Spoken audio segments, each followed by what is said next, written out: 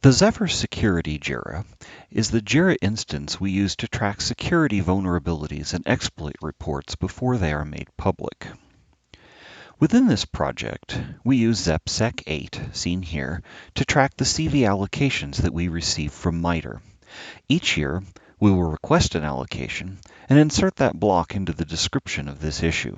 We will update these as they are assigned to various issues. Note that the rules indicate that a CVE should be allocated for the year, for the most part, that it was discovered in. Also note that the permissions on this JIRA instance are fairly restrictive. It's actually its purpose, namely to be able to have a place to record and communicate information about sensitive security issues before they are published. If we look at the workflow for these issues, we can see that the process the issues go through ultimately ending up in either a rejected or a public state. In this video, I want to cover the external part of the CVE management process.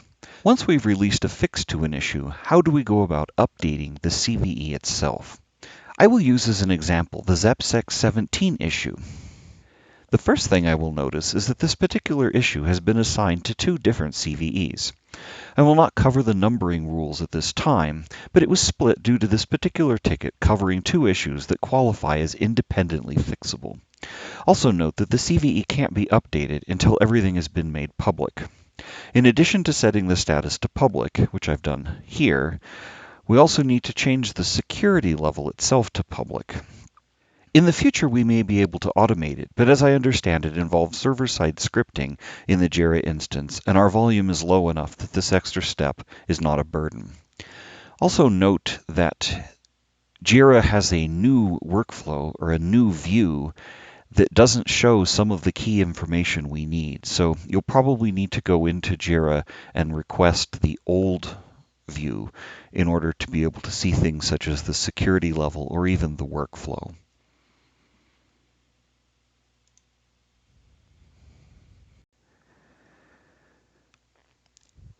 In order to update an issue, there must be published documentation describing that vulnerability.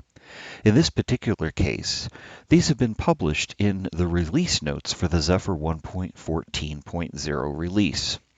In this case, our two CVEs are described both in these release notes here. These notes also give us good brief descriptions that we can use to populate the CVE itself. The first one being, the shell DNS command can cause unpredictable results due to misuse of stack variables, and the shell implementation does not protect against buffer overruns, resulting in unpredictable behavior. Ideally, we'd like to have 3 links, which the CVE will call references, for each of the CVEs. The first will be to this release notes page. The second will be to the ZepSec page on the issues. And the third would be to the GitHub pull request that actually fixes the issues. That last link to the pull request can be a little tricky to find, so I will cover that right now. A good first step to finding the source to the vulnerability is to read through the comment history on the issue.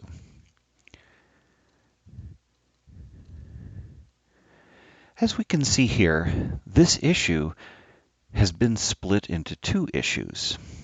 Seeing this, I will now update the CVE numbers in this issue to only refer to the one this fixes, and link to the correct issues in the ZepSec 8 issue.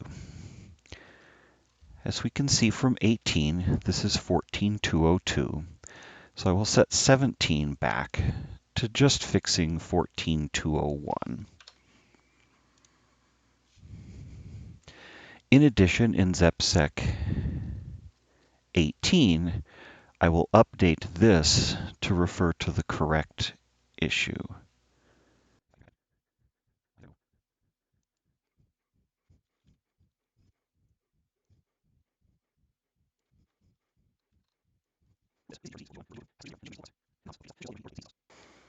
With this, we can see that each of our 2 CVEs, 14201 and 14202, have separate issues in JIRA, and each of them mentions the pull request in the comments of the change itself.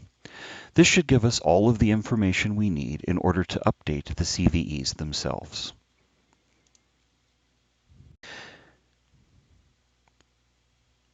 Originally, the CVE database was maintained internally by MITRE, and updates were done via specially formatted email messages. They are experimenting with a new approach where the CVE data is encoded in a JSON format and stored in a GitHub repo. There is also a web-based tool that can be used to create and validate this JSON data. I will be using these tools both because the JSON format is richer than the traditional format and because it is apparently the way of the future. The CVE list, shown here, is the GitHub repo that we are interested in. I will start by cloning this repo. In addition, I will need to fork the repo within GitHub so that I can push my changes in order to submit a pull request. So as you can see from this GitHub repo,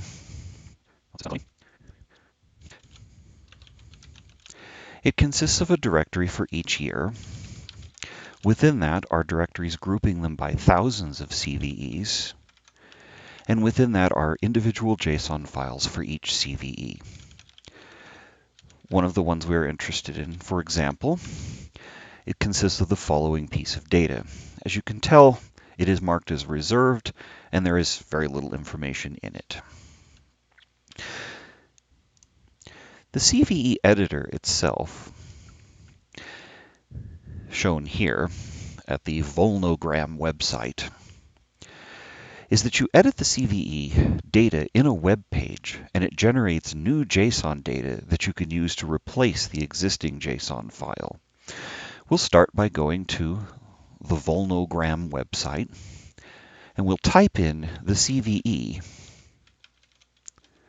that we're interested in and ask it to pull the current data from GitHub. This will pull in the reserved information. I'm going to just go through the fields one by one, figure out and explain what the right values are for these. So first things, this ID field, obviously we don't want to change that because we pulled the one we're interested in. But this assigner field needs to be set to the email appropriate for the vulnerability reports. In our case, this will be the Zephyr project vulnerabilities email list. Second will be the date public. This would be, in our case, the date of the 1.14.0 release when we announced the vulnerability. If we go and look at this in GitHub, because the release notes do not have a date on them, let's look at the tag itself to see that this was tagged on April 16th of 2019. We can use this as a date. It's unclear what format they want the date in. I will put it in ISO format. We don't have a popular enough CVE to have an also known as for it, so we will leave that blank, but we do have a title. For that, we'll use the description in the release notes, which we can just copy and paste directly. Now that the change is public, it's appropriate to change the state to public. And for our source, we want to refer to our particular bug tracking issue. In this case, ZepSec 17 is appropriate. It may also be appropriate to link to GitHub issues if those have been filed for the issue itself. We don't really have an advisory ID. And this particular change, the bug appears to have been discovered by a user, so we would call that production use. The most common is external research for researchers who report issues, and production use for people using Zephyr who have found the issues. Internal research would probably be appropriate for changes that we found, say, through a coverity scan or through internal analysis of the code. Next, we have the effects section. This is where we describe what versions of the code are affected by the change. For the vendor name, we will use Zephyr. The product name, we don't really have products, so I will put the component in here to help identify what part of Zephyr is affected by it. In this particular case, this was fixed in the first long-term stable release of Zephyr. So every version of Zephyr before the 1.14.0 release is affected by this. For the platform, I will put all, because this affects all platforms. For the problem type, we can reference the CVE for this particular change, which is a use after free error. This is the common weakness in enumeration, which is a project to help coordinate changes so that they use the same description of the kind of vulnerability. This will help with research and analysis of the CVEs that exist. In this particular case, our change was a misuse of stack variables. Specifically, a local variable was used after it was allocated, after the stack frame had ended. So the closest I could find was this CVE 416 use after free. To do this, we go in here and just type in 416 and it offers to complete. For the description, let's start by pressing the auto text button. This will fill in a couple pieces of description for us. We can remove the reserved one. There is a description of the versions in human readable form. We can then update this to fit a better description of the particular change. In our case, this is a vulnerability in the shell of, so we need to reword this a little bit. A use after free vulnerability in the Zephyr shell allows an attacker attack to cause impact. In this case, it is a serial or telnet connected user to cause denial of service and possibly remote code execution.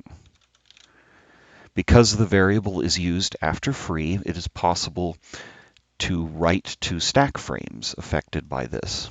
Last, we have the references section. Here is where we want to put the 3 links to our various bug tracking systems. So we'll start, let me copy and paste these, with the link to the bug tracking database, which apparently doesn't have a name. Then we want the link to the release notes. And lastly, we want the link to the GitHub pull request for this. There's additional information towards the end of configuration and the CVSS database and exploits, workaround solutions, credits. For now, we're going to leave these alone. These were not fields in the original format of the database, but are being added to the new JSON data. At this point, if we look at these other tabs, it will show us the generated data based on the information that we filled in.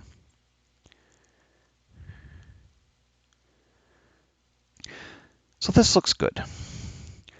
At this point, we can copy this data, go back to our terminal emulator, and we can actually replace the CVE data with this new updated data. At this point, we can look at the history to get an idea of what people are describing their changes as. Most of it is an auto-synchronization. For the most part, they list add and a CVE name. So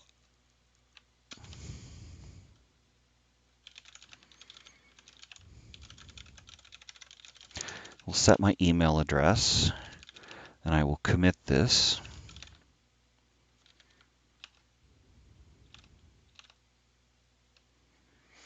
Getting an error about no new line at the end of the file. Oh, from the old version. Okay, that's fine.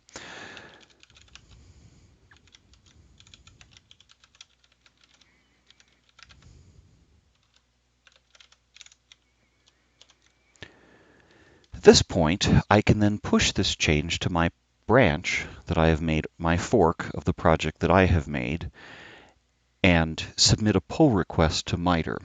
MITRE will base this based on their knowledge of my GitHub username, which I will need to tell them about in order to make this pull request. But this should then, once they acknowledge and process this, update the CVE database, which will propagate this information to the various other vulnerability databases.